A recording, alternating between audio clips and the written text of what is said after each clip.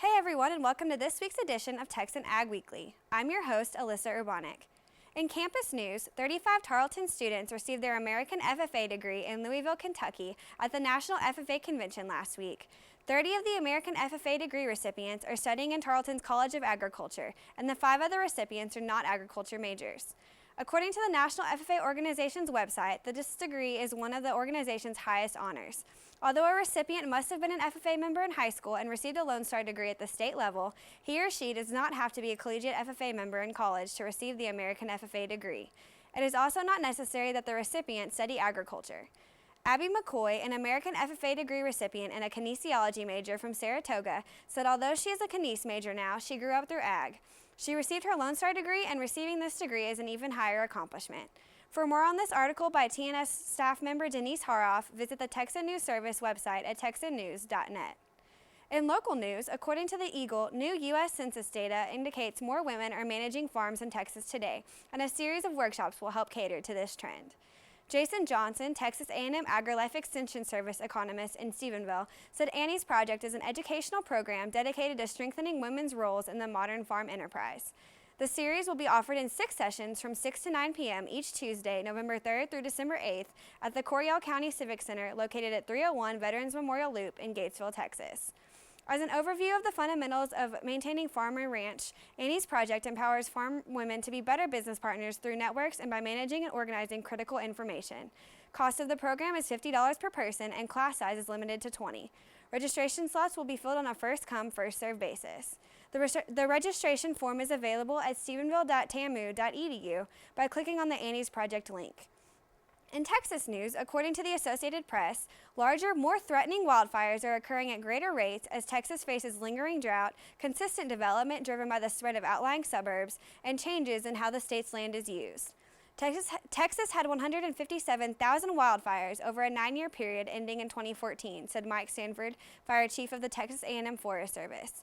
According to the Forest Service, the latest danger erupted this month when the Hidden Pines Fire in central Texas's Bastrop County burned nearly 5,000 acres and destroyed 77 buildings, including 64 homes.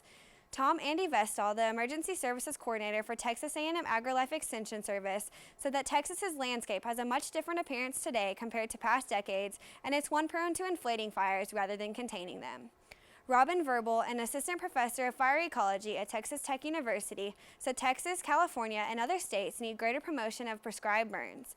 Texas has taken a progressive approach in allowing landowners greater latitude in using controlled burns to minimize vegetation. More prescribed fire means less wildfire. In Texas news from thepacker.com, a video highlighting the significance and availability of Texas-grown produce is airing on RFD TV and is planned to be a centerpiece for the Go Texan program on social media. Produced by the Texas Department of Agriculture, the video is part of the state's efforts to promote Texas produce in retail stores. Texas Agriculture Commissioner Sid Miller is featured in the video, encouraging consumers to look for and buy Go Texan branded fresh fruits and vegetables. Sid Miller said the Texas produce industry is critical to Texas agriculture as it contributes $3.5 billion to our state's economy each year. More than 100 Texas fruit, vegetable, and pecan producers are part of the Go Texan program. Texas pecans, onions, melons, oranges, and many more crops are valued at nearly $400 million in 2014. According to the U.S. Department of Agriculture, the video began airing on October 3rd on RFD TV. It can also be viewed on the Texas Agriculture YouTube channel. In national news, processed meats such as bacon and hot dogs cause cancer in humans, according to the World Health Organization, also known as WHO. But Sid Miller, the Texas Agriculture Commissioner, is telling consumers not to worry about it.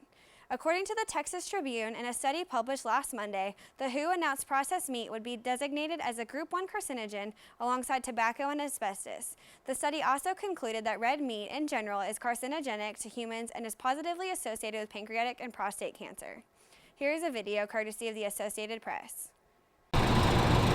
Limit intake of red and processed meats.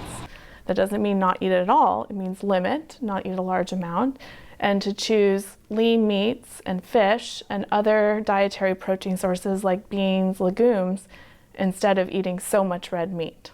And it wasn't as clear for processed meats as it was for just red meat in the past, so it was worth looking at again. And this is the most definitive statement that's really been put out in this fashion for processed meats. So there's multiple components. There's the protein, there's the fat, there's the inherent compounds like heme iron, and then there's the compounds that are added to processed meats in the preservation process, which sort of escalate the production of some of the carcinogenic compounds that they're concerned about in this report. We've taken a very close look at this evidence, and the total body of evidence just simply does not support a causal association between red and processed meat and any type of cancer. That's based on a weakening evidence based over time, associations that aren't always positively linked, and a weak association when it is found. So the most logical explanation for some of these associations is that we're looking at studies where people are having an unhealthy diet and lifestyle. They're more likely to smoke, they're less likely to be physically active, they're less likely to eat a balanced diet.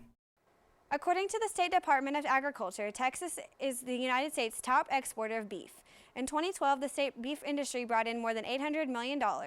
Miller said that Texans shouldn't feel the need to change their dietary habits. Lean red meat has long been and will continue to be an important part of a healthy, well-balanced diet. Gene Hall, a spokesman for the Texas Farm Bureau, said he hopes the WHO's report won't dissuade consumers. Hall said to put red meat in the same sentence as tobacco and asbestos is absurd. Hall also said that he is not buying into the study and he doesn't think the public will either. That wraps up this week's episode of Texan Ag Weekly, a product of the Texan News Service at Tarleton State University on the Stephenville campus. Don't forget to check us out on Twitter at Texan Ag Weekly and at texannews.net. Have a great week, y'all.